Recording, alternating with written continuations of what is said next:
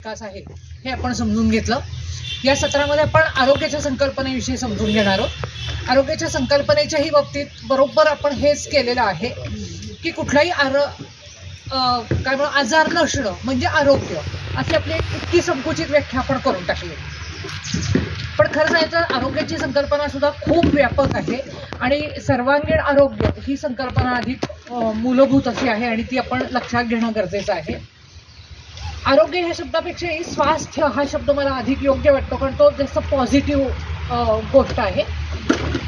ही स्वास्थ्याची संकल्पना जेव्हा आपण विचारात घेणार आहोत त्याची संकल्पना ही आहे की व्यक्ती, कुटुंब, समाज आणि पर्यावरण चारही स्तरांवर जेव्हा स्वास्थ्य नांदत असेल त्या स्थितीला खरी स्वास्थ्याची स्थिती म्हणलं पाहिजे।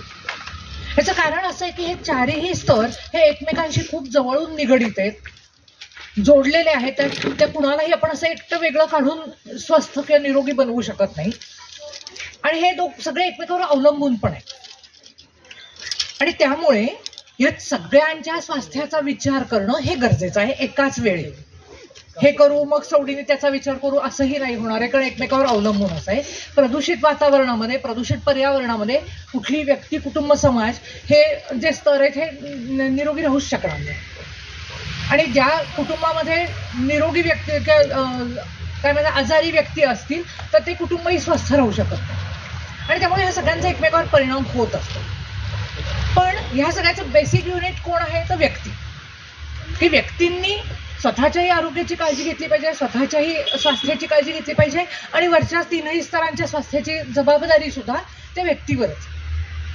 मुळात एक गोष्ट आपण लक्षात ठेवली पाहिजे की आपलं स्वास्थ्य हे आपल्याला दुसरं कोणीही देऊ शकत नाही। डॉक्टर किंवा फार्मास्युटिकल कंपन्या ह्या आपल्याला औषधं देऊ शकतात, आजारांवर उपचार देऊ शकतात, पण स्वास्थ्य नाही देऊ शकत आणि त्यामुळे स्वास्थ्य मिळवणं ही आपली स्वतःची जबाबदारी आहे। ही गोष्ट आपण चांगली लक्षात ठेवली पाहिजे आणि वरच्या तीन पातळ्यांवरचं म्हणजे कुटुंब, समाज, पर्यावरण यांचं स्वास्थ्य हे व्यक्तीच्या स्वास्थ्यावर अवलंबून असल्यामुळे आपण आत्ताच्या सत्रामध्ये प्रामुख्याने विचार करणार आहोत व्यक्तीच्या स्वास्थ्याचाच, आपल्या आंतरिक पर्यावरणाचाच विचार करणार आहोत। पण हे कायम लक्षात पाहिजे की मला फक्त स्वार्थी विचार नाही करायचा आहे, तर माझ्यावर हे अवलंबून आहेत आणि म्हणून पण मला माझं स्वास्थ्य टिकवायचं। त्यावेळेला आपल्याला प्रामुख्याने कुठल्या प्रकारच्या रोगांची वाढ झालेली जाणवते, म्हणजे वेगवेगळ्या प्रकारचे साथीचे रोग, पूर्वी टायफॉइड, कॉलरा किंवा कावीळ किंवा देवी हे जे आजार होते की जे जीवघेणे मानले जायचे आणि त्यामुळे खूप मोठ्या संख्येने लोक पटापट मरायचे। आता असे जंतुजन्य विकार खूप कमी झाले। आता पुन्हा मी असं नाही म्हणणार की ह्याच्यावर आपण औषधोपचारांनी मात करू शकलोय, कारण कोरोनाने हेही दाखवून दिलंय की तुम्ही काही जंतुजन्य विकारांवर मात केली असली तरी नवे नवे रोग येत आहेतच। पण घटकाभर गृहीत धरूया की त्यांच्यावर काहीतरी औषधोपचार होऊ शकतात। पण आज नव्या साथी समाजामध्ये पसरलेल्या दिसत आहेत, त्या कुठल्या आहेत तर डायबेटीस आहे, हायपरटेन्शन आहे, हार्ट अटॅक, हार्टचे सगळ्याच प्रकारचे प्रॉब्लेम्स आहेत असं आपण म्हणू, फक्त हार्ट अटॅक नको म्हणायला। ऍसिडिटी आहे, अल्सर्स आहेत, दमा आहे, कॅन्सर आहे, ओबेसिटी आहे, त्यानंतर दमा हा लंग्सच्या प्रॉब्लेम मध्ये आहे आणि अशा अनंत प्रकारच्या व्याधी आहेत की ह्याची यादी खूप मोठी, आपण यादी करायला बसलो तर 100च्या वर नक्की जाईल या आजारांची। हे कुठले आजार आहेत, यांचे कुठले व्हायरसेस असतात, बॅक्टेरियल इन्फेक्शन असतं आणि त्यामुळे एकाला झाला की दुसऱ्याला होतो। पण समाजामध्ये प्रमाण जर बघितलं तर जवळजवळ 35, 40, 50% लोक ही यातल्या कुठल्या ना कुठल्या तरी आजारांनी पीडित असतात आणि हे सगळी जी काही आजारांची यादी आहे ना, याला प्रामुख्याने म्हणलं जातं मनोजन्य शारीरिक व्याधी, की हे सगळ्या मनावरच्या ताणांमधून निर्माण होणार आहे, त्याचे परिणाम शरीरावर होतात आणि मनोजन्य शारीरिक व्याधी किंवा सायकोसोमॅटिक एलिमेंट्स असं ह्याला म्हटलं जातं। आता ह्याच्यावर आपल्या अनुभव असेल, आपल्याला झालेला असेल किंवा आपल्या जवळपासच्या ओळखीच्या पाळखीच्या लोकांना झालेला असो, ह्यातल्या कुठल्याही आजाराला क्युअर नाही असं सांगितलं जातं की तो कंट्रोलमध्ये ठेवला जातो, क्युअर नाही आहे। एकदा झाला की कायमचा तुमच्या जन्माचा सोबती झाला ह्यातला कुठलाही आजार। मग मला असं वाटतं की आजच्या समाजामध्ये साथीसारखे हे सगळे रोग पसरण्याचं कारण काय? टेन्शन हे आता प्रामुख्याने काय आहे, मनावरचे ताण हे कारण हे आपल्याला लक्षात आलं। मग माझी आई किंवा आजी म्हणजे 50 वर्षापूर्वी जे लोक आयुष्य जगत होते त्यांना काही मनावर ताण येत नव्हते का हो? मग त्यावेळेला समाजात ह्या व्याधींचं प्रमाण का कमी होतं आणि आताच का वाढलं? म्हणजे मग आजच्या आपल्या जगण्यामध्ये काहीतरी चूक होतीये की ज्यामुळे आपल्या मनावरचे ताण वाढतायत. मग काय बदललं नक्की याचा आपण थोडासा विचार करूया किंवा शोध घेऊया. मला जाणवलेली काही कारणं अशी आहेत की एक म्हणजे आपल्या जीवनाची गती ही प्रचंड वाढली, की जो एक शांतपणा स्वस्थपणा ह्या आपल्या 1 किंवा 2 पिढ्या आधीच्या लोकांमध्ये होता, तो स्वस्थपणा किंवा शांतता ही आपल्या आयुष्यात नाहीये. विनाकारणच आपली धावपळ चालू आहे. ही गती जी वाढलेली आहे, एक अगदी साधं उदाहरण म्हणजे मी खरं तर काही नवीन काहीच नाही सांगत आहे, आपल्या सगळ्यांनी अनुभवलेल्या गोष्टी फक्त मी रिकॉल करते असं म्हणूया. की आपण आता इथं निवांत बसलोय किंवा इथून आपण चालत चालत बागेमध्ये हिरवाईला एक चक्कर मारून आलोय, जेवण करून आलोय. आपल्या मनाची स्थिती काय आहे? हेच रस्त्यावर जाऊन आपण 2 व्हीलर काढली आणि 2 व्हीलरवरनं रहदारीतून चालायला लागलो, आपल्या मनावर एक बारीकसा ताण येतो की नाही? हेच हायवेवर आपण गाडी चालवतोय, आपल्या मनाचा ताण वाढतो की नाही?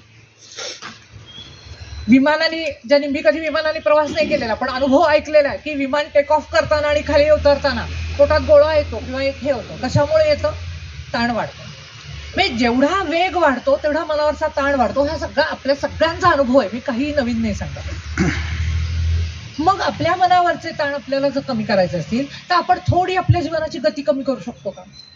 विनाकारणची धावपळ टाळता येईल का? ठीक आहे, काही वेळा म्हणजे मला माझाच अनुभव पुन्हा सांगा असं वाटतं बरं का, की मला जायचंय, आता माझा साताऱ्यात कार्यक्रम आहे, आज कार्यक्रम होता, आम्ही काल कोल्हापूरहून इथे आलो. मग मी एका एसटी मध्ये बसलो, मग ती एसटी काहीतरी पंक्चर झाली, बंद पडली. माझं मन अस्वस्थ, अरे बापरे आता उशीर होणार. ठीक आहे ना, तुला उद्या कार्यक्रम आहे, आज रात्रीपर्यंत पोहोचून चालणार आहे, कशा करता ही अस्वस्थता? कारण माझी गती थांबली. गती थांबली म्हणलं की मी अस्वस्थ झाले. इतकी त्या गतीने आपल्या मनावर गारड केलं. मला असं वाटतं की जेव्हा आपल्याला गरज नाहीये घाई करण्याची, काही वेळा गरज असते त्यावेळेला घाई अवश्य करावी, पण मग ह्याचं प्रमाण तर नक्की कमी होईल की नाही घाई गडबडीचं? मग ह्याच्यासाठी आपल्या घाटांमध्ये वगैरे असं बघा, लवकर निघा, सुरक्षित जा. बऱ्याच वेळा असं होतं की माझं ऑफिस 11चं आहे, मला 10:30ला निघाला तुम्ही आरामात पोहोचू शकणार आहे, पण मी 11:45 नाहीच निघत. मग माझं म्हणणं ठीक आहे ना, मग मला जर मनावर ताण येणार आहे की आता मला 15 मिनिटात पोहोचायचं आहे, अर्ध्या तासाचं अंतर, मला वेग वाढवणं गरजेचं आहे, माझ्या मनावर ताण येणार आहे, मग त्यापेक्षा मी माझ्या झोपेचं 15 मिनिटं कमी करून थोडं 15 मिनिटं लवकर आवरणं अशक्य आहे का आपल्याला? अशा रीतीने आपण गती आपल्या आयुष्यातली नक्की कमी करू शकतो. दुसरं एक कारण मला महत्वाचं जे जाणवतं की जे आजच्या आपल्या जीवनात जास्त आहे ते म्हणजे अतिरेकी स्पर्धा. आता काही एक गती, काही एक स्पर्धा ही आयुष्यात पुढे जाण्यासाठी गरजेचीच असते बरं का. मी अगदी पूर्ण निष्क्रिय बसून राहावं, गती कमी करायची म्हणून लोळत पडायचं, हे आपल्या आयुष्यात काय प्रगती नाही होऊ शकत. त्याचप्रमाणे स्पर्धा मला अजिबातच नाही आहे तर मग मला पुढे जायला काही प्रोत्साहन मिळेल किंवा काही ध्येय मिळेल असं होणार नाही, आणि मग पुन्हा मी निष्क्रियतेकडे जाण्याची शक्यता आहे. पण जोपर्यंत ती स्पर्धा निरोगी आहे, निकोप आहे, तोपर्यंत ती माझी प्रगती करेल. आणि ज्यावेळेला ती अतिरेक होईल त्या स्पर्धेचा, विनाकारणची स्पर्धा असते, त्यावेळेला माझ्या मनावर त्याचा ताण येतो. आणि आपण अगदी वय वर्ष 2.5-3 पासून ह्या स्पर्धेला जी सुरुवात, म्हणजे आता पूर्वी बरं का स्पर्धा परीक्षा असं म्हणलं की आपल्या डोळ्यासमोर येतं की MPSC UPSC वगैरे काय PSIच्या परीक्षेवाले वगैरे हे लक्षात आहे. पण ही स्पर्धा परीक्षा इयत्ता 3री मध्ये MTS या नावाने सुरू होते. तिथपासून आम्ही आमच्या मुलांना स्पर्धेमध्ये ढकलायला सुरुवात करतो. मग त्या मुलांवर ताण, कारण त्या स्पर्धेत त्यांनी पुढे आलंच पाहिजे, पुढे गेलंच पाहिजे. वर्गामध्ये तुकड्या, आता मला माहित नाही, माझी मुलं जेव्हा शाळेत शिकत होती तेव्हा हे होतं की दरवर्षी वार्षिक परीक्षेचा निकाल लागला की पुढच्या वर्षी मुलांच्या तुकड्या बदलायच्या. पहिल्या 50 मुलांना अ तुकडी, दुसऱ्या 50 मुलांना ब तुकडी, आणि मग ती तुकडी टिकवण्यासाठी त्यांच्यावर ताण की एकेका मार्काचं हे. माझं म्हणणं काय आयुष्यामध्ये खरंच सांगा हा आता की आता आपण इथे बसलोय, आपल्याला कुणाला 10वीचे आपले मार्क आठवत आहेत, पण आता आपलं मूल 10वीला असलं की घरात सुतक पाळलं जातं वर्षभराचं की कुठलेही कार्यक्रम नाहीत, आमच्याकडे कोणी यायचं नाही, आम्ही कुणाकडे जाणार नाही. कशासाठी एवढी स्पर्धा? काय आपण ह्याच्यातून मिळवणार आहोत? आणि ह्या स्पर्धेचा किती अतिरेक आहे. मी गृहिणी आहे, माझी इतर गृहिणींशी स्पर्धा की तिच्या घरात काय वस्तू आहे, त्या घरात वस्तू माझ्या घरात आल्या पाहिजे, तिच्या आधी माझ्याकडे आलं पाहिजे. नोकरदार असू, आपल्या कलिग्स बरोबर आपली स्पर्धा आहे की त्याच्या आधी मला प्रमोशन कसं पटकवता येईल. समजा माझं म्हणणं आहे की मला प्रमोशन 2 महिने उशिरा मिळालं आणि 2 महिने कमी पगार मिळाला, फार अगदी आपलं हातावरचं पोट आहे का की 2 महिने मला कमी पैसे मिळाले तर मला आता उपाशी मारायची वेळ येणार आहे? कशा करता एवढी आपण स्पर्धा करतोय प्रत्येक गोष्टीत, प्रत्येक क्षणाला? आणि हा मीडिया किंवा हे जे जाहिरातदार आहेत ना, हे आपल्याला आणखीन बिंबवतात. भले उसकी कमीज मेरे कमीज से सफेद कैसे, त्यात सुद्धा आम्ही स्पर्धा करायचो. पण ह्या अतिरेकी स्पर्धेमुळे आपण आतून मोडून पडतो आहोत, नाही त्या व्याधी जाऊन घेतो आहोत. हे जर आपल्या लक्षात आपण घेणार असू तर आपण ह्या स्पर्धेतनं आपल्यापुरतं बाहेर पडू शकतो का? नक्की पडू शकतो. आणि मग आपल्याच मनावरचा ताण कमी करणं हे आपल्या हातात आहे. काही एक स्पर्धा आवश्यक आहे, मान्य करूयात, पण प्रत्येक वेळी प्रत्येक क्षणाला स्पर्धा केलीच पाहिजे असं अजिबात गरजेचं नाही. भले ठीक आहे तिच्याकडे 10 साड्या आहेत पण मला 2 पुरतायत ना, मला कशाला दुःख होईल तिच्याकडे 10 आहेत त्याचं.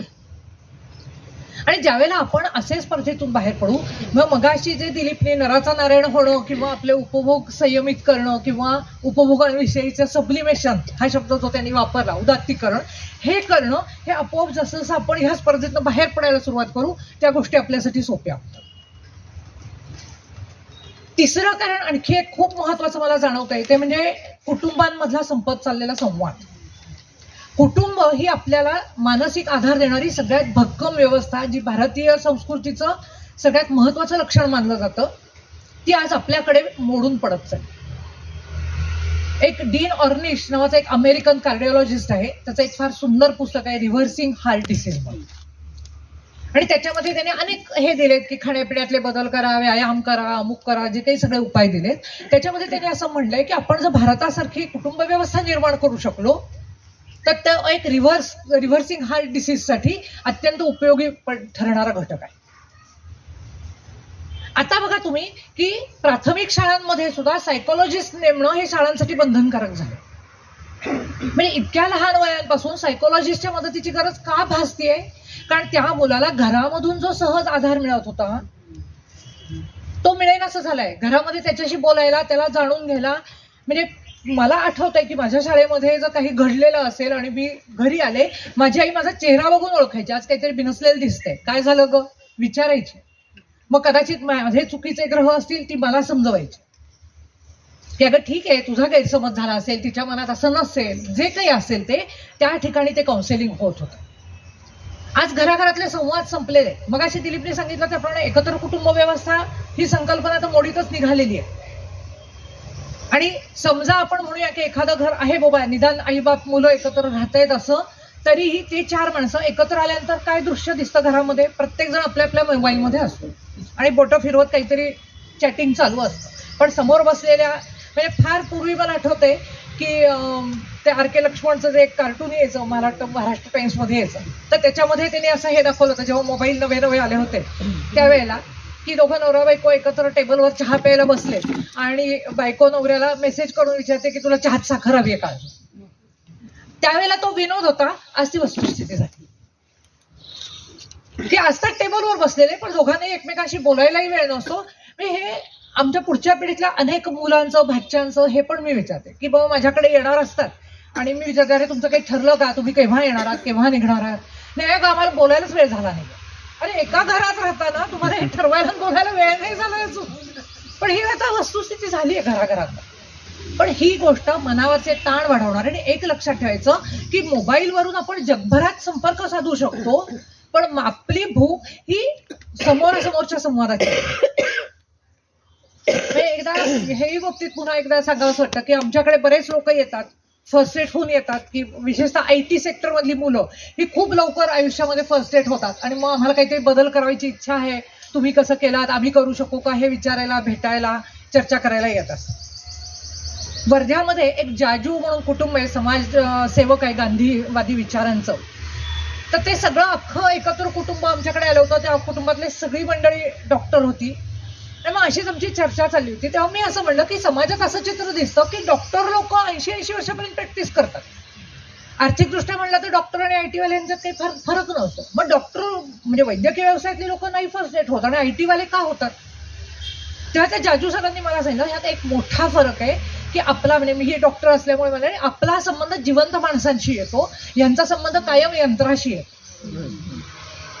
आणि ही गोष्ट खरी आहे. हे जेव्हा आपण बघतो चित्र समाजात आपल्याही हे लक्षात येतं की आपली भूक जिवंत माणसाच्या जिवंत संवादाची आहे. ती कधीही कुठलंही यंत्र कितीही अगदी ती अलेक्सा येऊ दे नाही तर आणि कोणी येऊ दे ती नाही पुरवू शकत, हे आपण लक्षात घेतलं. आणि त्यामुळे घराघरातला संवाद वाढवण्याचा प्रयत्न करणं, त्यासाठी काही छोट्या छोट्या गोष्टी आपण नक्की करू शकतो. म्हणजे मी असं म्हणेन की किमान जेवताना आपले आपले मोबाईल आपण बाजूला ठेवूया आणि एक रात्रीचं जेवण तरी सगळ्यांनी एकत्र घेऊया. असं मला मान्य बरं का, मग अशी दिलीप म्हणलं असं की नवरा बायकोंना सुद्धा दोघांचं एकमत होणं कठीण असतं, तर घरातल्या 4 माणसांचं एकमत होणं कठीण आहे. निदान प्रस्ताव तर मांडून बघा, प्रयत्न तर करून बघू. निदान मी माझा मोबाईल बंद ठेवलेला आहे, मी अवेलेबल आहे, आपण आपल्यापासून सुरुवात तर करू शकतो आणि हा प्रयत्न नक्की करू शकतो. चौथा एक महत्वाचा घटक जो जाणवतो तो म्हणजे आपल्या आयुष्यातलं वाढलेलं तंत्रज्ञानाचं प्रमाण. हे तंत्रज्ञान आपल्यावर स्वार होत आहे, आपल्याला गुलाम बनवत आहे आणि त्यामुळे त्याचाही एक ताण, त्या तंत्रज्ञानाच्या वेगाशी जुळवून घ्यायचा ताण हा आपल्यावर येतो. याविषयी दिलीप त्याच्या पुढच्या सत्रामध्ये अधिक विवेचन करेल.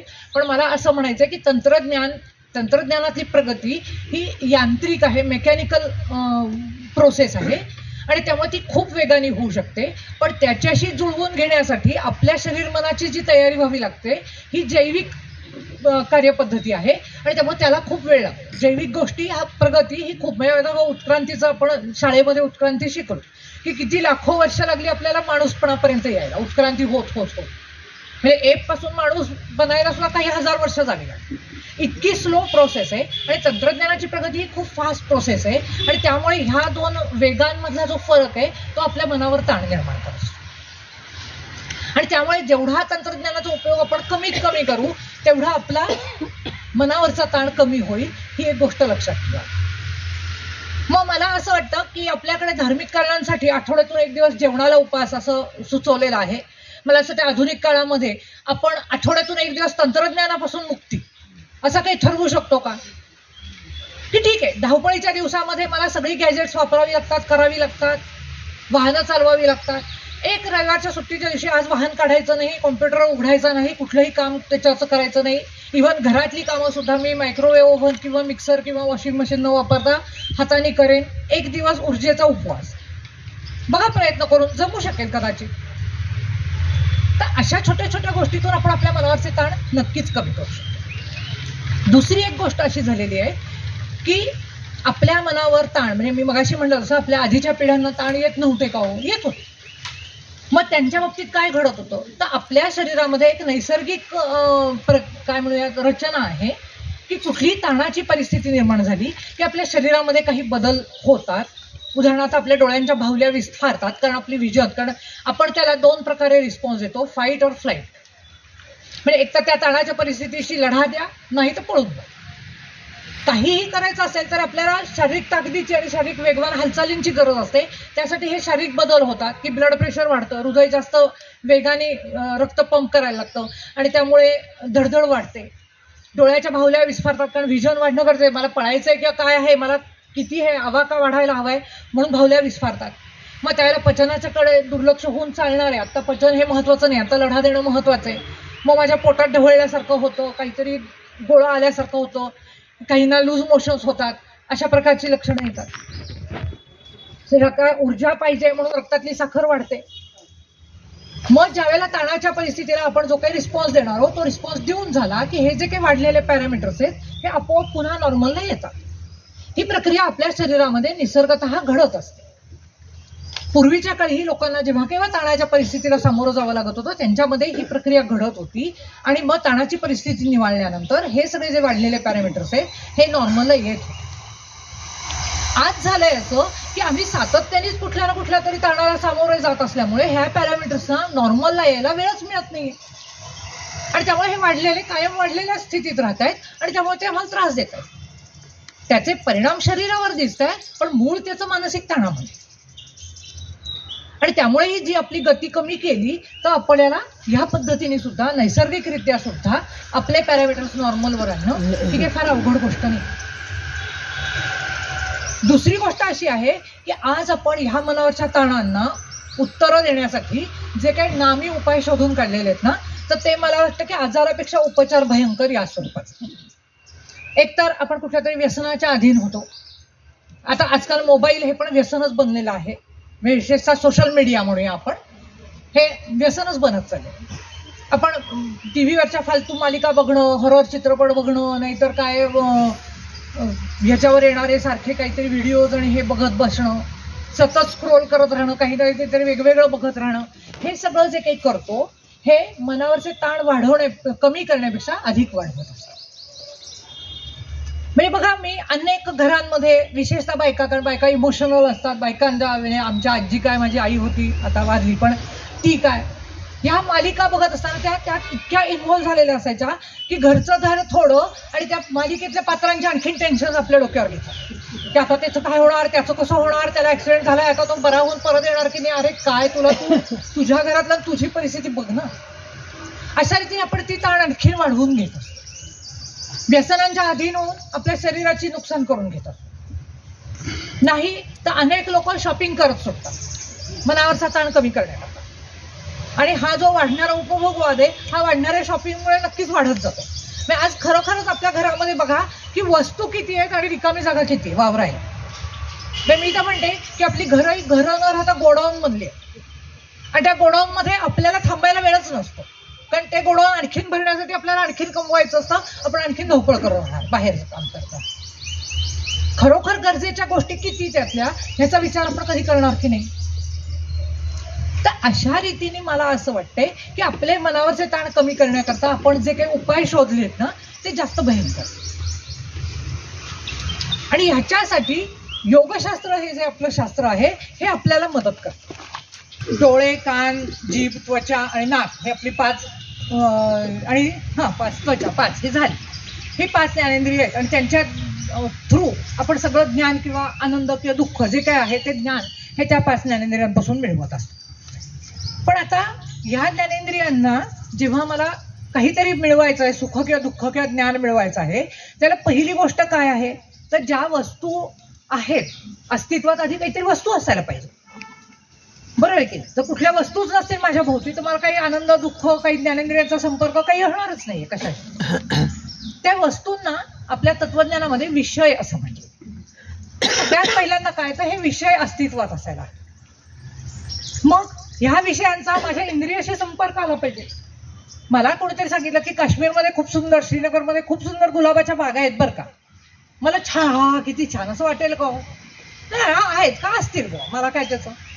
पण ज्याला मी श्रीनगरला जाईन ती गुलाबाची बाग असे शेकडो एकर मला गुलाब वेगवेगळ्या रंगांचे दिसत आहेत, मग मला खरोखर त्याचा काहीतरी आनंद किंवा दुःख होईल की नाही. म्हणजे पहिल्यांदा विषय अस्तित्वात असायला लागतात.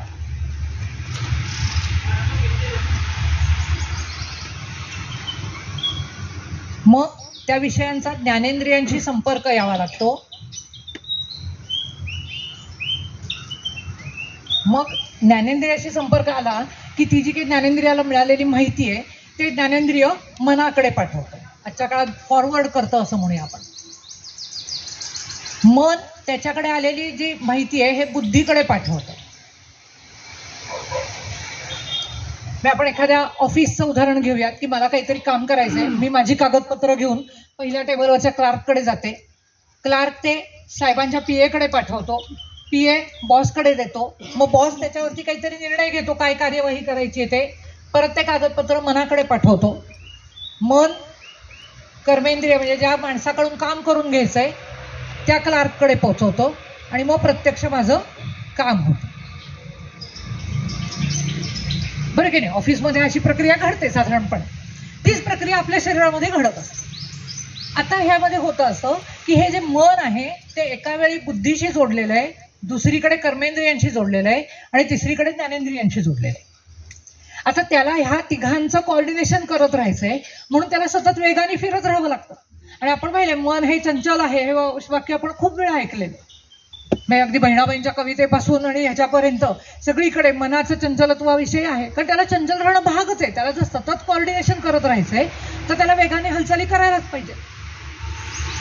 मग ज्या वेळेला मला एखाद्या गोष्टीशी आनंद होतो, एखाद्या गोष्टीमधून छान गाणं ऐकलं मला खूप छान आनंद होतो, की एखादं सुंदर दृश्य दिसलं मला आनंद होतो, त्यावेळेला होतं काय तर ते दृश्य माझे डोळे ते मनाकडे गेलं, मनाने बुद्धीकडे पाठवलं, आणि मला जे काही घडायचं ते कृती घडली. आता ज्यावेळेला मला आनंद होतो असं आपण म्हणतो त्यावेळेला घडतं काय, तर हे मन जे आहे हे जे सतत फिरत राहतं ते त्या एका क्षणापुरतं पूर्णपणे काम करायचं थांबतं, पूर्ण शांत होतं. आणि त्यावेळेला आपलं देहाचं अस्तित्व संपतं आणि ह्याचा जो सुपर बॉस आहे आत्मा नावाचा, या पातळीवर आपण जाऊन पोहोचतो. या आत्म्याचं वर्णन आपल्या तत्वज्ञानामध्ये सच्चिदानंद असं केलेलं आहे. सत म्हणजे कायम अस्तित्वात असणारा. जेव्हा एखादी व्यक्ती जाते, देहावसान झालं असं आपण म्हणतो की त्याचा देह पडला, आत्मा नाही, आत्मा अमर आहे असा आपण शब्द वापरतो. तो सत आहे, कायम अस्तित्वात आहे. दुसरं त्याचं वैशिष्ट्य असं आहे की चित म्हणजे चैतन्यमय आहे आणि आनंदमय आहे. म्हणजे खरा आनंद नावाची गोष्ट आहे ती हा उपभोगांच्या मध्ये नाहीच आहे. खरा आनंद कुठे आहे तर मी ज्या वेळेला आत्मस्थितीला जातो, जे योगशास्त्राचं उद्दिष्ट आहे की माणसाला आत्मस्थितीपर्यंत पोहोचवणं, सेल्फ रिअलायझेशन, मी कोण आहे म्हणजे मी म्हणजे माझा आत्मा आहे हे जाणीव होणं, हे योगशास्त्राचं उद्दिष्ट आहे. आणि त्या ठिकाणी खरी आनंदमय अवस्था आहे. जे लोक समाधी अवस्थेपर्यंत पोहोचले ते आनंदमय स्थितीमध्ये आहेत आणि तो शाश्वत आनंद हे आपल्या आयुष्याचं उद्दिष्ट आहे. आता उपभोगातून जेव्हा आपल्याला आनंद मिळतो, हेही आपण अनेक वेळा आपल्या संत वाङ्मयामध्ये वाचलंय की उपभोगांमधून मिळणारा आनंद हा क्षणिक आहे, शाश्वत आनंद नाहीये, कायम टिकणारा आनंद नाहीये, तो क्षणिक आनंद आहे. हेही शब्द आपण ऐकलेले आहेत निश्चितपणे. क्षणिक आहे म्हणजे काय तर त्या क्षणापुरतं मन काम करायचं थांबलं, मन पूर्ण शांत झालं आणि मी आत्मस्थितीला गेलो. मग आत्मस्थितीला गेल्यानंतर दुसऱ्याच क्षणाला पुन्हा काहीतरी विषय आला, पुन्हा मन कार्यरत झालं, पुन्हा ते फिरायला लागलं. पुन्हा मला दुसरा क्षण मिळाला आनंदाचा, तिसरा क्षण मिळाला, चौथा मिळाला.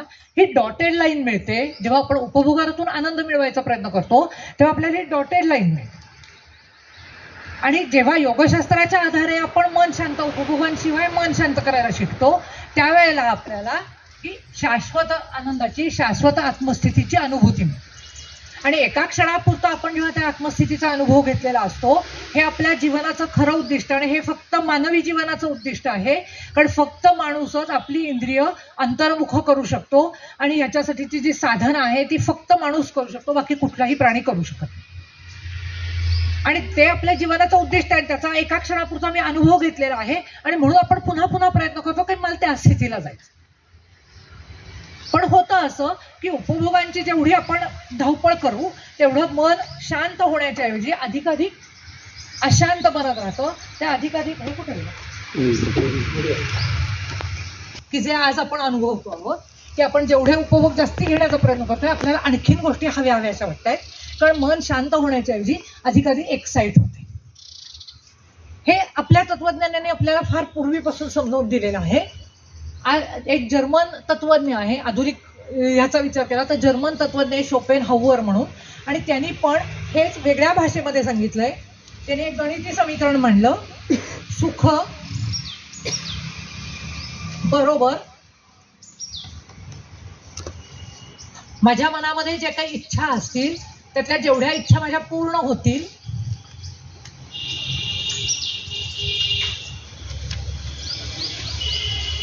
म्हणजे उदाहरणार्थ माझ्या मनामध्ये 10 इच्छा आहेत, ह्या 10 इच्छा जर माझ्या पूर्ण झाल्या तर माझ्या सुखी बाई मीच, जगामधल्या सगळ्यात सुखी मी असेल असं मला वाटत असतं.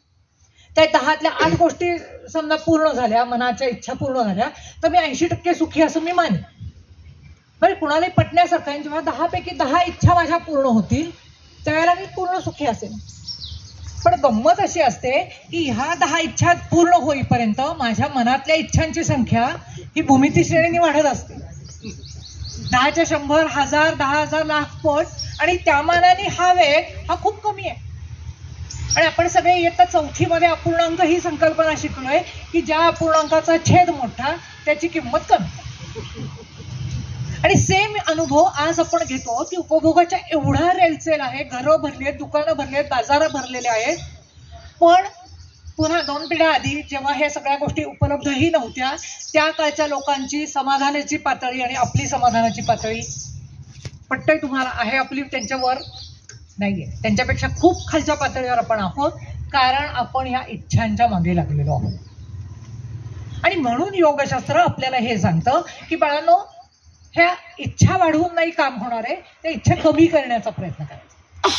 आपल्याला महाभारतातली ययातीची गोष्ट माहिती असेल की त्याला 2 वर लाभलेले होते की तू जर म्हातारा होशील तर त्यानंतर जर तुला दुसऱ्या कोणी त्याचं तारुण्य दिलं तर तू पुन्हा तरुण होऊ शकशील, आणि ह्या नव्या मिळालेल्या तारुण्यासह तू 1000 वर्ष तारुण्याचे उपभोग घेशील. त्याप्रमाणे तो म्हातारा झाला, त्यांनी अनेकांना विचारणा केली, त्याला असं वाटलं तर आपण राजा आहोत, आपण लालूच दाखवली की कुणी तयार होईल. पण लक्षात घ्या, अगदी सामान्यातल्या सामान्य माणूस आपल्याला सुद्धा आपलं तारुण्य हवं असं असतं. माझे केस पांढरे व्हावे लागले की मला ते काळे करावेसे वाटतात, कारण मला माझं तारुण्य गमावलं जातंय, काहीतरी निसटून जातंय आयुष्यातनं असं वाटतं. म्हणून मला परत ते तरुण दिसण्यासाठी का होईना मी प्रयत्न करते. त्याप्रमाणे ययातीला कोणीही त्याचं तारुण्य तयार होत नाही. शेवटी त्याचा मुलगा जो आहे पुरू, तो त्याला असं म्हणतो की ठीक आहे, तुमचा वर वाया नको जायला, मी म्हातारा होतो, तुम्ही व्हा तरुण आणि तुम्ही घ्या उपभोग. त्या नवीन मिळालेल्या तारुण्या, पुरू म्हातारा झाला, नवीन मिळालेल्या तारुण्यासह हा ययाती 1000 वर्ष जगला. मग जर त्याने वेगवेगळ्या प्रकारचे उपभोग घेतले, कारण तो थोडासा लालसी वृत्तीचाच असा राजा होता, मग वेगवेगळे उपभोग घेतले. त्यानंतरच्या त्याच्या ज्या काही पुढच्या 1000 वर्षानंतरच्या पिढ्या असतील तर त्यांना त्यांनी काय उपदेश करायला हवा होता की बाळांनो, हे फार चांगलं आयुष्य आहे, तुम्ही पण तपश्चर्या करून वर मिळवा आणि भरपूर उपभोग घ्या. पण तसं नाहीये. महाभारतातले 2 श्लोक खूप सुंदर आहेत. तो असे उपदेश करतो, न जातु काम कामानाम उपभोगेन शाम्यते हविषा कृष्णवर्त्मेव भूय एवाव वर्धते. म्हणजे ज्याप्रमाणे अग्नी पेटलेला आहे, यज्ञामधला अग्नी पेटलेला आहे, त्याच्यामध्ये आपण हवीर द्रव्य किंवा आहुती घातल्या तर तो अग्नी विझतो का नाही, तो अधिक प्रज्वलित होतो. त्याप्रमाणे आपल्या आतमध्ये जो कामरूपी, काम याचा अर्थ सगळ्याच प्रकारच्या उपभोगांची लालसा. काम म्हणजे लालसा, काम म्हणजे फक्त सेक्शुअल हे अट्रॅक्शन नव्हे. तर हा जो कामरूपी अग्नी पेटलेला आहे ह्याच्यामध्ये आपण उपभोगांची हे घातली तर तो शमत नाही, तो अधिक भडकत जातो. आणि मग काय होतं, यत् पृथिव्याम व्रीयवम हिरण्यम पशवः स्त्रियः. आता त्या काळच्या उपभोगाची साधनं ही होती. व्रीयवम धनधान्य, हिरण्यम सोनं नाणं, पशु आणि स्त्रिया. त्या काळामध्ये ह्या सगळ्या उपभोगाची साधन होती. न एकस्यापि पर्याप्तम, ती एकालाही पुरी पडू शकत नाही. आणि म्हणून उपाय काय, तस्मात तृष्णाम परित्यजे. म्हणून बाळांनो, तृष्णेचा त्याग करा, उपभोगांचा त्याग करा असं त्यांनी नाही सांगितलंय. आपल्याकडे कुठंही उपभोगांचा त्याग सांगितलेला नाहीये. तृष्णेचा, हाव लालसा जी आहे ती कमी करायला सांगितलं. मला असं वाटतं नेहमीच की आपण आजच्या आधुनिक काळातले ययाती झालेलो, की आपल्या पुढच्या पिढ्यांच्या उपभोगांच्या संधी आपण उपभोग घेतो आहोत. आज सगळी संसाधनं संपवून, सगळे ऊर्जा स्रोत संपवून आपण झगमगाट आणि दिवाळी साजरी करतो, आणि आपल्या भावी पिढ्या म्हणजेच आपली मुलं बाळं पुरू त्यांचा भविष्यकाळ अंधकारात घडतो. आणि त्यामुळे आपण हे लक्षात घेतलं पाहिजे की ह्या उपभोगांचा अग्नी भडकवून आपल्याला सुख नाही मिळणार आहे आणि समाधान नाही मिळणार आहे. आणि मला असं वाटतं की आपण काय म्हणायचं, नतद्रष्टा हा शब्द मला जास्त योग्य वाटतो, की आपल्या पूर्वजांनी हा सगळा, म्हणजे मला असं वाटतं की ययातीची गोष्ट खरी आहे का खोटी हे नाही मला माहिती. मे बी खरी असेल की ययातीने हे एक्सप्लोर करून बघितलं की अशा उपभोगांमधून सुख मिळतं का, आणि मग त्याने हा निष्कर्ष काढला की नाही निघत. आज पाश्चात्य देशांकडे ही परंपराच नसल्यामुळे ते हे एक्सप्लोर करून बघतायत की असं उपभोगांमधून आनंद मिळवायचा. ज्या अमेरिकी जीवनशैलीला दिलीपने मगाशी भरपूर शिव्या घातल्या आपण म्हणूया, पण मला असं वाटतं की ते अनभिज्ञ आहेत. खरा विकास काय त्यांना माहित नाहीये, खरं सुख कशात आहे हे त्यांना माहित नाहीये, म्हणून ते चाच पडतायत, ते करून बघतायत वेगवेगळ्या गोष्टी. आज ययातीने जे हजारो वर्षापूर्वी केलं ते आजचे अमेरिकन लोक करतायत. पण आपण नतद्रष्ट आहोत की आपल्या पूर्वजांनी हे काम आपल्यासाठी आधीच केलंय ना, आपण पुन्हा ते करून बघण्याची काय गरज आहे. मी नेहमी म्हणते की अगदी आपल्या आयुष्यातलं उदाहरण बघा. आपल्या घरात लहान बाळ असेल, ते समजा दिव्याजवळ जायला लागलं, आपण अरे भाजेल, जाऊ नको तिकडे सांगतो, आणि आपली अपेक्षा असते की त्या मुलाने आपल्यावर विश्वास ठेवावा की ह्यानी भाजतं आई म्हणतीये, त्या अर्थी आपण तिकडे नाही जायला पाहिजे. ते जर मूल म्हणा मी अनुभव घेऊन बघीन आणि ठरवीन ह्यानी भाजतं की नाही, आपल्याला दुःख होईल की नाही. मग आपल्या पूर्वजांनी हे सगळं करून आपल्याला योगशास्त्र नावाचं ज्ञान दिलंय की अरे नाही उपभोगात नको ह्याच्यातून मिळवा, तर आपण का नाही त्याच्यावर विश्वास ठेवत? आणि आज पाश्चात्य जगही परत ह्याच निष्कर्षावर येत आहे आणि म्हणून जागतिक योग दिन 21 जूनला साजरा करायला लागले की योगशास्त्राचं महत्व आज त्यांना पटायला लागले. आता ते फिरून त्याच वाटेवर आलेत, मग आम्ही त्याच वाटेवर होतो ना, मग आपण का डायव्हर्ट व्हायचं? आणि त्यामुळे मला असं वाटतं की आपण योगशास्त्राचा अवलंब आपल्या दैनंदिन जीवनात हा नक्की केला पाहिजे. आणि ते फार अवघड गोष्ट नाही बरं का. म्हणजे आपण जे समजतो की योगशास्त्राचा अभ्यास करायचा म्हणजे रिटायरमेंट नंतर वेळ घालवण्याचं साधन, आपली पोथी वाचतात तसं योगशास्त्राचा अभ्यास करू वाचन करू तसं नाहीये. हे रोजचं दैनंदिन जगण्याचं शास्त्र आहे. योगाचे 4 प्रकार आहेत आपल्याकडे. योगशास्त्र आणि आयुर्वेदशास्त्र ही दोन्ही शास्त्र अशी आहेत की ज्यामध्ये कुठेही स्टँडर्ड टेबल्स किंवा तक्ते आपल्याला सापडत नाही. कारण व्यक्ती तितक्या प्रकृती, त्यामुळे प्रत्येकाला काय मानवेल काय योग्य ठरेल हा प्रत्येकाचा मार्ग वेगळा असू शकतो. आणि त्यामुळे सगळ्यांसाठी भरपूर मार्ग हे योगशास्त्रानेही सांगितलेले आहेत. 4 मार्ग मगाशी दिलीपने मला तुम्हाला सांगितलेत की कर्मयोग, ज्ञानयोग, भक्तियोग आणि राजयोग. कुठल्याही मार्गाने का विना सगळ्यांचं कॉम्बिनेशन करून का विना मनशांती मिळवणं, मन शांत करणं, एक्साइट न करणं, उत्तेजित न होईल हे पाहणं आणि त्या योगे ह्याच्याकडे जा. जेव्हा मन शांत होतं तेव्हा बुद्धी योग्य. बुद्धीचं काम काय आहे? मगाशी मी सांगितलं की योग्य काय आणि अयोग्य काय हा निर्णय घेणं हे बुद्धीचं काम. नुसती माहिती जमा करणं हे बुद्धीचं काम नाहीये. आणि जोपर्यंत मन शांत होत नाही तोपर्यंत बुद्धी निर्भयपणे मदत नाही निर्णय किंवा काम करू नाही शकत. म्हणून मी मगाशी ऑफिसचं उदाहरण दिलं आणि मनाला पीएची उपमा दिली की कित्येक वेळा पीए हा बॉसपर्यंत विषय नाही आता आपल्याच पातळीवर निपटून टाकतो, निर्णय घेऊन टाकतो आणि काम करून टाकतो. तसंच आपलं मन अनेक वेळा करतं. जेव्हा मन जास्त प्रबळ असतं त्याला ते त्याच्या पातळीवर निर्णय घेऊन टाकतं आणि बऱ्याचशा वेळेला मन जेव्हा निर्णय घेतं त्याला त्यामध्ये भावना इन्क्लूड होतात आणि भावना प्रधान असे निर्णय घेतले जातात की जे बुद्धीने न्यायाधीशासारखे निर्णय घेतले जातात. उदाहरणार्थ मी डायबिटिक पेशंट आहे आणि मला कुठेतरी एक गुलाबजाम आणून दिला. माझं मन म्हणजे आजच्या दिवस खाऊन घे, आता सगळ्यांच्या बरोबर मजा कर, उद्या पाहता डबल गोळी घेता येईल. पण बुद्धी सांगेल नाही, याचे परिणाम तुला दीर्घकाळ सोसावे लागणार आहे, त्यापेक्षा आत्ताचा क्षणिक मोह आवर आणि नको खाऊस ते, बाकीचं छान छान येते जे. हा बुद्धी आणि मन यातल्या निर्णय प्रक्रियेतला फरक. आणि म्हणून मन प्रबळ न होता बुद्धी प्रबळ राहील हा प्रयत्न आपण सतत केला पाहिजे. आणि हेच योगशास्त्र आपल्याला सांगत असतं. मला वाटतं ज्ञानयोग भक्तियोगाविषयी दिलीपने सांगितलं तुम्हाला की मार्ग काय. तर ज्ञानाने योग्य ज्ञान काय, माझं आयुष्याचं ध्येय काय, मी कशासाठी या पृथ्वी तलावर आलोय, मी म्हणजे काय, ह्या सगळ्याचं ज्ञान मिळवणं. आज ज्याला आपण ज्ञान म्हणतो ते खरं ज्ञान नाहीये. ह्याच्यामध्ये पुन्हा मला इंग्लिश शब्दांची मदत घ्यावीशी वाटते की इन्फॉर्मेशन वेगळी, नॉलेज वेगळं आणि विजडम ही आणखीन वेगळी गोष्ट आहे. आपल्याला विजडमची गरज आहे. आपण लहानपणी ती एक गोष्ट ऐकली असेल की 4 विद्यार्थी गुरुगृही शिक्षण घेऊन निघाले. त्यांनी संजीवन विद्या शिकून आलेले होते. वाटेत त्यांना नरभक्षक वाघाचा सांगाडा पडलेला दिसतो. मग त्यांना आपण प्रयोग आपलं ज्ञान तपासून बघूया. मग एक जण म्हणतो की मी ह्याच्यामध्ये काय याला त्याचे शरीर अवयव परत निर्माण करून देऊ शकतो. दुसरा म्हणतो मी ह्याच्यात चैतन्य निर्माण करू शकतो. तिसरा आणि काय म्हणतो. चौथा त्यातल्या त्यात विद्यार्थी असतो. तो म्हणतो थांबा जरा, मी झाडावर चढून बसतो, मग तुम्ही हा प्रयोग करा. त्याप्रमाणे ते प्रयोग करतात आणि तो नरभक्षक वाघ जिवंत झाल्यानंतर ह्या तिघांनाही खाऊन टाकतो. आणि वर जो झाडावर बसलेला होता त्याच्याकडे विजडम होतं की मिळालेलं ज्ञान कुठं वापरायचं आणि कुठं नाही, हा जो विवेक लागतो तो महत्वाचा. आणि म्हणून मला असं वाटतं की ज्ञानयोगाचा अभ्यास किंवा ज्ञानयोग म्हणजे हा विवेक आपला जास्तीत जास्त जागृत कसा होईल हा प्रयत्न करणं म्हणजे ज्ञानयोगाचं आचरण. कर्मयोगाचं आचरण म्हणजे काय, तर आपण गीतेतला श्लोक प्रसिद्ध आहे पुन्हा, कर्मण्येव अधिकारस्ते मा फलेषु कदाचन, असं कृष्णाने अर्जुनाला सांगितलं की फक्त कर्म करण्यापुरता तुझा अधिकार आहे, फळावर तुझा अधिकार नाही. आपल्याला असं वाटूच शकतं की मला फळच मिळणार नसेल तर मी कशाला काम करू. पण याचा अर्थ असा नाहीये कुठलंही कर्म हे केलं की त्याचं फळ निर्माण होतंच, फक्त ते फळ स्वार्थी हेतूने प्रेरित नसेल हे आपण लक्षात घेतलं पाहिजे.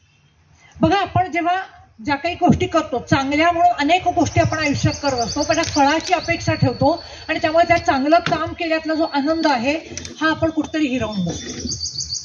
अगदी साधं उदाहरण आपल्यात हे खरं तर अनुभवलेलं असाल तुम्ही, पण मीही अनेकदा अनुभवलेलं आहे की आपण एखाद्या चांगल्या संस्थेला देणगी देतो, देणगी पाठवून देतो, ते पावती पाठवून देतात आपल्याला.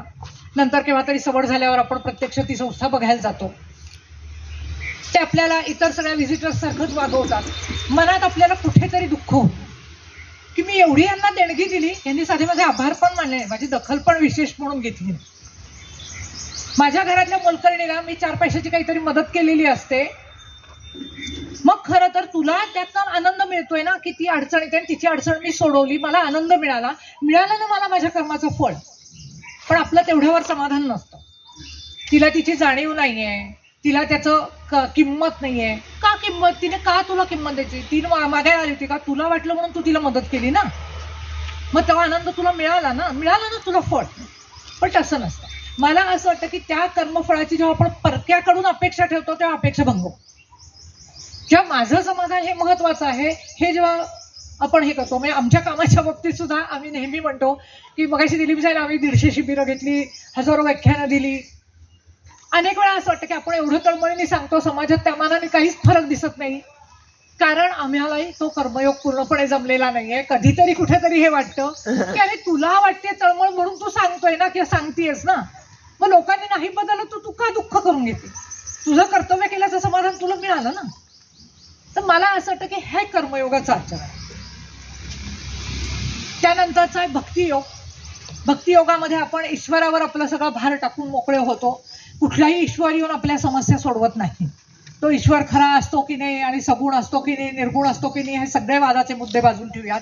ह्यामध्ये असं असतं की आपण कुठेतरी मानसिक आधार शोधत असतो. तो व्यक्तींमध्ये नाही मिळाला तर अमूर्त अशा किंवा मूर्त अशा देवापाशी आपण आपला भार हलका करतो.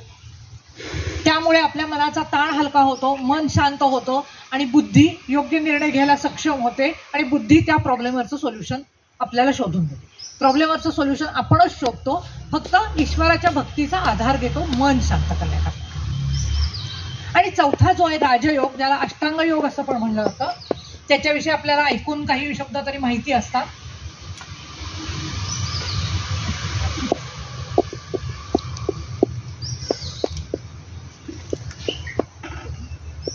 की 8 अंग अशी आहेत: यम, नियम, आसन, प्राणायाम,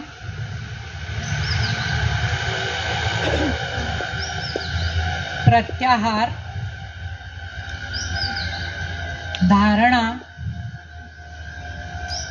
ध्यान आणि समाधी. समाधी अवस्थेपर्यंत जाणं हे आपल्या आयुष्याचं अंतिम ध्येय आहे. आणि माहित नाही या जन्मात आपण जाऊ की नाही, कारण असं म्हणतात की ती समाधी अवस्थेपर्यंत जाण्यासाठी किंवा आत्मज्ञान होण्यासाठी अनेक जन्म आपल्याला साधना करत राहावी लागते आणि मग त्यानंतर केव्हा तरी ती साधना पूर्ण झाल्यानंतर आपण त्या पूर्णत्वाला पोहोचतो. मला असं वाटतं की आपण या जन्मी पोचू की नाही माहीत नाहीये, पण निदान आपण त्या दिशेने सुरुवात या जन्मी नक्की करू शकू. पण आधीच्या ह्या ज्या काही 7 पायऱ्या आहेत, या 7ही पायऱ्या ह्या मनशांती करता, आपलं मनावरचे ताण हलके करून आपल्या मनोजन्य शारीरिक व्याधी आपल्याला निर्माण नाही होणार यासाठी आपण निश्चित प्रयत्न करू शकतो. हे यम आणि नियम जे आहेत हे मला असं वाटतं की जास्त महत्वाचे आहेत. हे 5-5 नियम आहेत की जे आपल्या वैयक्तिक आणि सामाजिक आचरणाचे नियम आहेत. हे यम आहेत: अहिंसा,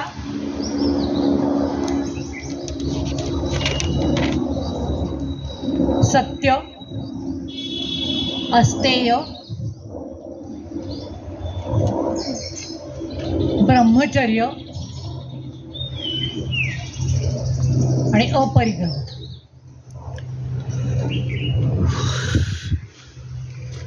अहिंसा, पुन्हा हिंसा याचा अर्थ प्रत्यक्ष जीव घेणं असं नाही, तर काया वाचा मने कुणालाही दुःख न पोचवणं.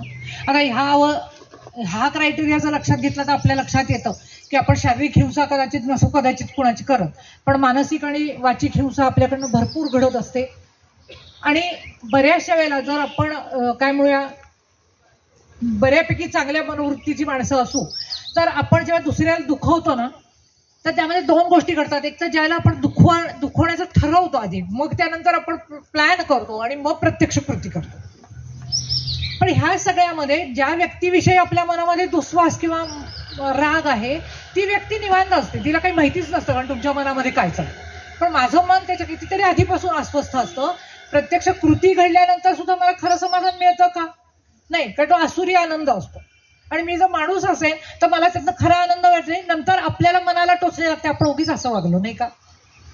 मग त्यापेक्षा मला असं वाटतं की थोडं आपलं मन आपण आधीच उदार केलं आणि क्षमाशील वृत्ती ठेवली तर ही सुडाची किंवा द्वेषाची भावना आपल्या मनामधून आधीच कमी होऊ शकते. मला मान्य आहे की प्रत्येक वेळी हे जमेलच असं नाही, पण प्रत्येक वेळी ज्या वेळेला आपल्या मनामध्ये हा विचार निर्माण होईल त्याचा आपण आपल्या मनाला समजवण्याचा प्रयत्न केला तर 10तल्या 8 वेळा का होईना आपण नक्की हे टाळू शकतो ही हिंसा. त्यानंतर आहे सत्याविषयी पण मला असं वाटतं की आपल्याला सगळ्यांना माहिती असतं की जेव्हा जेव्हा आपल्याला खोटं वागतो किंवा खोटं बोलतो मनावर ताण येतो कारण ते खोटं आपल्याला जन्मभर लपवून ठेवायचं असतं. आणि त्यापेक्षा म्हणजे बऱ्याचशा वेळेला मला असं वाटतं की आपण नेहमी हे वाक्य ऐकतो की व्यवहारात खोटं वागावंच लागतं, पण मला असं नाही वाटत की प्रत्येक वेळी खोटंच वागावंच लागतं. त्यातले 2-3 तरी आपण नक्की टाळू शकतो. आणि कित्येक वेळा असं असतं की आपल्या मनात असं असतं की आपण जर आता खरं सांगितलं तर त्याचे परिणाम असे होतील, आणि बऱ्याचदा अनुभव असतो की त्याचे परिणाम तसे होतही नाहीत. काही वेळा की मी समजा ह्यांना काहीतरी खरं खरं सांगितलं तर ह्या बाईला माझ्या मैत्रिणीला राग येईल बरं का, म्हणून मी आता तिला काहीतरी खोटं सांगते. मग ते खोटं तिला कळू नये यासाठी आणखीन 4 जणांना सांगून ठेवते, मी तिला असं सांगितलंय ना, तिला कळू देऊ नका. मग किती ताण आपण वाढवतो. त्यापेक्षा खरं तिला अगं नाही तू म्हणतेस मला चल खरेदीला बरोबर, पण मला नाही आवडत गं खरेदीला यायला, कंटाळा येतो. ती समजून घेतेही, पण आपल्यालाच वाटतं की मी नाही म्हणलं तर तिला राग. असं अनेक वेळेला असं होतं की आपल्याला जे काही दुष्परिणाम होतील असं वाटत असतं, फार भयंकर असतील असं वाटत असतं, तेवढे काही ते भयंकर होत नसतं. माझ्या बाबतीमध्ये मी असा बऱ्याचदा विचार करते बरं का की ठीक आहे काहीतरी माझं नुकसान होईल, त्यांनी काय माझ्या आयुष्यात फार उलथापालथ घडणार आहे का, थोडंसं नुकसान होईल ना, होऊ देत, ते परवडेल. आणि जसं आपण असा विचार करायला लागतो की बाबा ठीक आहे ते नुकसान सोसणं परवडतं कारण ते आत्ताच्या आत्ता हिशोब संपून जातो, मनावरचा ताण तरी माझा कायमस्वरूपी मला बाळगावा लागणार नाही, आणि ती किंमत जास्त आहे ही किंमत कमी आहे, तर ही कमी किंमत मोजून टाकणं हे नेहमीच परवडतं. पुढचं स्थेय म्हणजे चोरी, अस्तेय म्हणजे चोरी न करणं. पुन्हा लौकिक अर्थाने ज्याला चोरी म्हणतात ते आपल्यापैकी कधीही कुणीही करत नाही, त्याची मला खात्री. पण मला असं वाटतं की आपण आपल्या कामाचा योग्य तेवढाच मोबदला घेणं हे आजच्या काळाचं अस्तेयचं आचरण आहे. आणि ज्याच्याकडनं मी एखादी सेवा किंवा काम घेतलं, हे वस्तू घेतली तर त्याचं योग्य मोल त्याला देणं हे पण अस्तेयचं आचरण आहे. आपल्या बाबतीत बघा नेहमी घडतं कसं की मला एखाद्या नोकरीच्या ठिकाणी जायचं आहे, त्या पोस्टचा पगार 10,000 आहे मला माहिती असतं, पण माझ्या मनातल्या मनात ही अपेक्षा असते की मला 12,000 मिळाले तो बरं. पण हेच मला माझ्या घरामध्ये कामाला बाई ठेवायची आहे, सगळीकडे बायका 1200 रुपये घेतात मला माहिती आहे, पण तरी मी म्हणून बघते 1000 तयार झाली तर बघूया. मला असं ह्या दोन्ही गोष्टी या काय म्हणायचं त्याला अप्रत्यक्षरित्या स्थेयच आहे असं मला वाटतं. आता काही वेळा असं होतं की आपल्या गरजांपेक्षा खूप जास्ती आपल्याकडे जमा असतात, वस्तू असतील, पैसा असेल, ह्या गोष्टी जमा होतात, त्या आपण नाकारू नाही शकत. पण मग मला असं वाटतं की अस्तेयाचं आचरण म्हणजे जे काही माझ्याकडे सरप्लस जमा झालंय, मला माहिती आहे की खरं तर हे अनावश्यक माझ्या काय म्हणायचं लायकीपेक्षा, शब्द करायचे थोडं वाईट आहे की माझ्या लायकीपेक्षा फार जास्त मिळतंय मला, तर ते आपण समाजाला परत करू शकतो का. कारण विनोबांची एक गोष्ट आहे की एका ठिकाणी विहीर खणली होती आणि तिथे ते विहिरीला पाणी लागल्यानंतर ते बघायला गेले आणि तेव्हा त्यांना असं मनात आलं की हा मातीचा ढीग जमा झाला कारण इथं खड्डा पडला. हेच मला असं वाटतं की माझ्याकडे ज्या वस्तूंचा किंवा पैशाचा ढीग जमा होतो त्या कुठं ना कुठंतरी खड्डा पडलेला असतो, ही गोष्ट निश्चित आहे, त्याशिवाय इकडे ढीग नाही जमू शकत. मी भले प्रत्यक्ष नाही कुणाकडनं शोषण करून घेतलेला, पण अप्रत्यक्ष त्या शोषणाला मी जबाबदार आहे. आणि म्हणून माझ्याकडे जे काही सरप्लस आहे ते मी समाजाला परत करून टाकणं.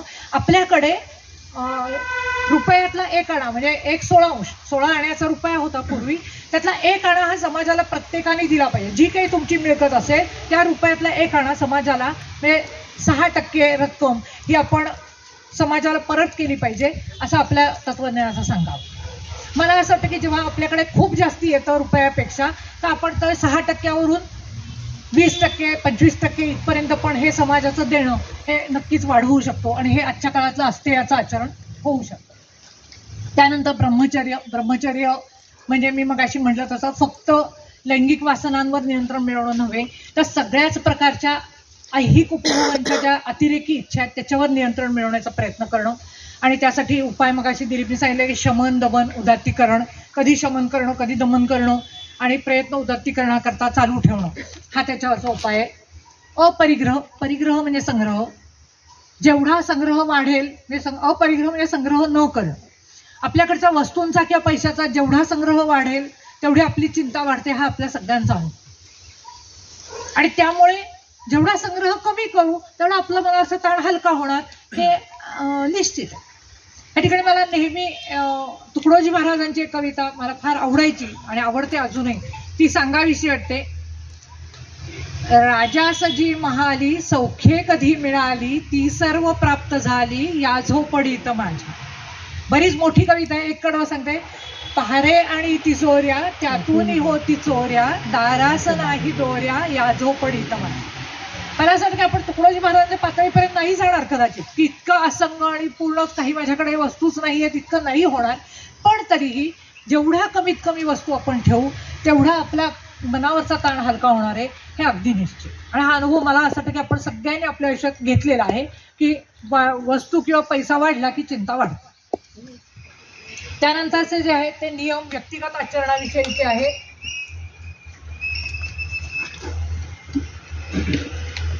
शौच, संतोष, तपस, स्वाध्याय आणि ईश्वर प्रणिधान.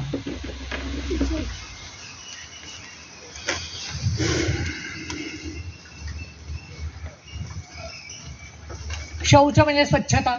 पुन्हा काया वाचा मने तीनही पातळीवर कायाची स्वच्छता आपण करतो रोजच्या रोज आंघोळ करून, पण वाचिक आणि मानसिक स्वच्छतेकडे थोडं आपलं दुर्लक्ष होतं. आणि त्यामुळे आपण प्रयत्न म्हणजे मला असं वाटतं की बऱ्याच वेळेला आपण जुन्या कुठल्या तरी गोष्टी लक्षात ठेवून मनावरचे ताण वाढवत असतो. ही जर मानसिक स्वच्छता ही जळमट वेळच्या वेळी झटकून टाकायला आपण सुरुवात केली तर आपल्या मनावरचे ताण, खूप गोष्टींवरचे ताण हे हलके होऊ शकतात. संतोष याचा अर्थ समाधानी वृत्ती. जेवढी आपण समाधानी वृत्ती वाढवत जाऊ तेवढी आपली हाव आणि लालसा, ज्याविषयी आपण मगाचपासून बोलतोय, ही कमी कमी होत जाईल. त्यानंतर तप याचा अर्थ आपल्याकडे 12 वर्षाच्या कालावधीला तप असं म्हटलेलं आहे. तप याचा अर्थ कोणतीही एखादी गोष्ट दीर्घकाळ सातत्याने करत राहणं. आपण पार्वतीचं काय एका पायावर 12 वर्ष उभं राहिलं पाहिजे म्हणजेच तपश्चर्या होते असं नाहीये. मला असं वाटतं की एखादा निर्णय, एखादा निश्चय आपण केला तर त्यातलं सातत्य टिकवण्याचा प्रयत्न करणं, जो काही संकल्प केलाय त्याचं सातत्य टिकवण्याचा प्रयत्न करणं म्हणजे आजच्या काळातली तपश्चर्या. आपल्या बऱ्याचशा वेळेला 1 जानेवारीला नवी डायरी आली की आपण नवा संकल्प केलेला असतो आणि 10 जानेवारीला तो संकल्प मोडीतही निघालेला असतो. तर ही गोष्ट उपयोगी नाही आहे. आपल्याला जर आपली जीवनशैली निसर्गस्नेही जीवनशैलीकडे न्यायची असेल तर सातत्याने त्यासाठी प्रयत्न करत राहणं, दीर्घकाळ ती गोष्ट करत राहणं हे महत्वाचं आहे. स्वाध्याय याचा अर्थ जे काही आपण ज्ञान मिळवलेलं आहे त्या ज्ञानाची पुन्हा पुन्हा उजळणी करत राहणं, तर ते कायम लक्षात राहतं. आपण विसरतोय असं वाटलं, आपला मार्ग भरकटतोय असं वाटलं तर स्वाध्यायामुळे आपण त्या मार्गावर ठाम चालत राहू शकतो. आणि पुढचं ईश्वर प्रणिधान. बऱ्याचशा वेळेला आपलं जे काही दुःख किंवा मनाचे ताण असतात हे अहंकारामुळे असतात जास्ती. आपला इगो दुखावला जातो आणि त्यामुळे आपल्याला दुःख किंवा ताण येतात. तर ईश्वर प्रणिधान हे अशासाठी की जे काही तुमचं चांगलं कर्तृत्व तुमचं आहे असं तुम्हाला वाटतं तर ते ईश्वराला अर्पण करून टाकणं, की त्यांनी माझ्याकडनं हे काम करून घेतलंय, ही भावना जर आपण ठेवत राहिलो तर त्यामुळे आपोआपच आपला अहंकार हा कमी राहतो. आणि मगाशी मी म्हटलं तसं की मग क्रेडिट आपल्याला मिळालं पाहिजे अशी जी लालसा आहे ती पण आपली नक्की कमी होऊ शकते. त्यानंतर आसन. पातंजली योगसूत्रातली आसनाची व्याख्या जी आहे ती स्थिर सुखम आसनम अशी आहे की ज्या स्थितीमध्ये तुम्ही स्थिरपणे सुखाने दीर्घकाळ बसू शकाल ती स्थिती म्हणजे आसन. ही आपल्याला जी साधना करायची आहे त्यासाठी आवश्यक अशी गोष्ट आहे. तर हे अशासाठी आवश्यक आहे की आपलं शरीर आणि मन हे खूप जवळून एकमेकाशी जोडलेलं आहे. ज्यावेळेला आपलं मन अस्वस्थ असतं त्या शरीर अस्वस्थ होतं. बघा अनेक जणांना अशी सवय असते की बसल्या बसल्या पाय हलवत असतात, बोटांनी ठेका धरत असतात, पेनाने टक टक टक टक करत असतात. हे त्यांच्या मनाच्या अशांततेचं लक्षण असतं. अस्वस्थता असेल तेव्हा अशा काही जण फेऱ्या मारत राहतात हे अस्वस्थतेचं लक्षण असतं. आणि त्यामुळे उलट प्रयत्न की शांत बसा आणि आपोआप मन शांत होईल. भले समजा कुठल्याही देवावर श्रद्धा नाही आहे, तुम्हाला प्रार्थना करायची नाही आहे, तुम्हाला काही करायचं नाही, नुसते शांत बसा, त्याने स्वतः मन शांत व्हायला मदत होऊ शकते. त्यानंतर प्राणायाम, पुन्हा श्वासगतीचा आणि मनाच्या अस्वस्थतेचा, अशांततेचा जवळचा संबंध आहे. आणि त्यामुळे प्रयत्नपूर्वक श्वासगतीवर नियंत्रण मिळवणं की ज्यायोगे म्हणजे नियमितपणे प्राणायाम करणं. अनेक जण हे सांगतात की प्राणायाम केला आणि आमचं बीपी कमी झालं किंवा बीपीचा त्रास कमी झाला. आता प्रत्यक्ष श्वासामुळे बीपीचा त्रास नाही कमी होत, तर प्राणायामाने मन शांत झालं. मन शांत झाल्यामुळे, कारण मनोजन्य शारीरिक व्याधी आहे हायपरटेन्शन ही, आणि त्यामुळे बीपी कमी होतो. आणि त्यामुळे नियमितपणे आपल्या दिनक्रमामध्ये प्राणायामाचा समावेश असणं आणि सगळीच कामं करत असताना जाणीवपूर्वक श्वास खोल घेणं आणि शांतपणे सोडणं, हे जरी आपण केलं तरीही बघा तुम्ही अनुभव. आता ह्या सगळ्या गोष्टी मी ज्या सांगते ह्या अनुभवण्याच्या गोष्टी खरं सांगायचं तर. आणि त्यामुळे माझ्यावर विश्वास ठेवा असं नाही, आपण अनुभव घेऊन बघा आणि तुम्हाला हा फरक निश्चितपणे जाणवेल. त्यानंतर प्रत्याहार म्हणजे आपल्या मनाला आणि इंद्रियाला प्रत्यक्ष उपभोगांपासून काही काळ रोखून धरणं. ह्याची आपल्या परिचयातली 2 उदाहरणं सांगते की आपल्याकडे पूर्वी सणावारालाच गोडाधोडाचं जेवण व्हायचं आणि त्यावेळेला नियम असा असायचा की देवाला नैवेद्य दाखवल्याशिवाय कोणी काही खायचं नाही. आता कुठल्याही देवाने आजवर कुठलाही नैवेद्य खाल्लेला नाही, तो असतो आपल्याच उपभोगासाठी. पण सगळे पदार्थ बनणं, घरात सगळेजण येणं आणि त्यानंतर देवाला म्हणजे एक तर ते देवाविषयीची कृतज्ञता व्यक्त होणं की त्यामध्ये आपला अहंकार कमी होणं आणि त्यानंतर आपण त्याचं सेवन करणं. लग्नाच्या पंक्ती, पूर्वी पंक्ती वाढल्या जायच्या त्यावेळेची प्रथा ही म्हणूया की पंक्ती वाढल्यानंतर सुद्धा सगळ्यांना सगळं वाढून झालं की तो यजमान वधनिक वळा घेता श्लोक म्हणायचा, त्यानंतर जेवायला सुरुवात करायची, मग पंगत बसली असं म्हणायचं. आता काय होतं, ते वाढायला लागले, भजी वाढून गेले, भजी खायला सुरुवात, पापड वाढून गेले, पापड खायला सुरुवात. त्या मनाला ते 2 मिनिटाचा श्लोक म्हणून होईसं काय ना, तुझ्यासाठी तुझ्याच उपभोगासाठी हे अन्न आहे, पण तेवढा वेळ का होईना तुझ्या मनाला रोखून धर ना आणि मग खा. किती वेळ लागतो श्लोक म्हणायला? अक्षरशः 2 मिनिटं सुद्धा नाही लागत, तेवढा वेळ काय. मला असं वाटतं की हे प्रतिकात्मक होतं की ही सवय लावणं, घरातल्या लहान मुलांपासून सगळ्यांना ही सवय लागणं हा त्यातला संस्काराचा भाग होता. मी नेहमी सांगते की आजच्या काळात आपल्याला उपभोगाकडून सीमित उपभोगाकडे यायचं असेल तर एक साधी सोपी क्लुप्ती आहे, प्रत्याहाराचं आचरण करायचं. म्हणजे काय, तर आज येता मी एखाद्या ठिकाणी सेल लागलेला बघितलाय आणि ठरवलंय की जाताना एखादी वस्तू घेऊन टाकूया बरं का त्या सेलमध्ये. तर जो काही निर्णय आहे तो 1 आठवड्यासाठी लांबवायचा की आज नको, पुढच्या रविवारी घेऊया. आणि आपण अनुभव घ्याल की आज 10 गोष्टी मी जर ठरवलेल्या असतील तर पुढच्या रविवारपर्यंत त्यातल्या 9 गोष्टी मी विसरलेली असते आणि जी खरी गरजेची गोष्ट असते तेवढीच माझ्या लक्षात, अरे मला हे जाऊन घ्यायचंय बरं का. दुसरी गोष्ट, मॉल मधल्या खरेदीमध्ये बऱ्याच वेळेला असं होतं की ती खरेदी 10 वस्तू दिसतात म्हणून आपण घेऊन येतो, गेलेला असतो फक्त काय 100 ग्रॅम जिरं घ्यायला, पण त्याचबरोबर शेकडो इतर गोष्टी घेऊन येतो. मग त्यावर एक तर मॉल मधली खरेदी टाळणं, दुसरा हा उपाय असू शकतो की जेवढं घ्यायचंय त्याच फक्त विभागात जायचं, तेवढ्याच वस्तू यादी करून घेऊन जाऊन तेवढ्याच वस्तू घेऊन परत यायचं. अशा रीतीने प्रत्याहाराचं आपण आधुनिक रूप हे आचरणात आणू शकतो. पुढचं आहे धारणा. धारणा याचा अर्थ एखादं वस्तू किंवा एखाद्या प्रतीकावर मन एकाग्र करणं. पुन्हा आपल्याला मन शांत करायचं आहे. मन जेव्हा एका ठिकाणी एकाग्र होतं तेव्हा त्याची इतर ठिकाणांची, इतर इंद्रियांकडची धावाधाव आपोआप कमी होते आणि त्यामुळे मन शांत व्हायला मदत होते. ह्याच्या पुढची पायरी आहे ध्यान. ध्यान याचा अर्थ ते जे प्रतीक मी डोळ्यासमोर ठेवून एकाग्रता केलेली आहे तर मी डोळे मिटल्यानंतरही तेच प्रतीक माझ्या डोळ्यासमोर कायम राहणं ही ध्यानाची स्थिती. आपला अनुभव बघा, डोळे मिटल्यानंतर किती वेगवेगळ्या गोष्टी आपल्याला बंद डोळ्यांसमोर दिसायला लागतात. तर ध्यान ही फार अवघड गोष्ट आहे, पण प्रयत्न साध्य आहे. प्रयत्नाने आपण नक्की ते साध्य करू शकतो. आणि ह्या ज्या सगळ्या 7ही पायऱ्या आहेत यांचं आचरण, मला असं वाटतं की हे आचरण करण्यासाठी कुठलाही वेगळा पैसा आपल्याला खर्च करावा लागत नाही, कुठलाही वेगळा वेळ काढावा लागत नाही. फक्त सजगता असणं, मनामध्ये हा विचार बॅक ऑफ माइंड चालू राहणं की मला हे आचरण करायचंय, मला माझ्या मनाला शांत करायचंय आणि त्यासाठी हे आचरण उपयोगी पडणार आहे.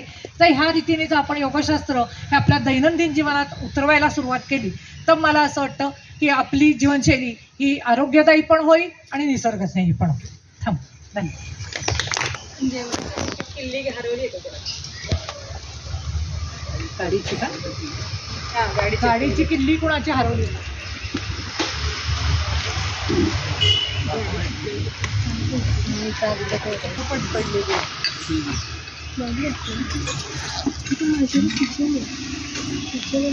किचन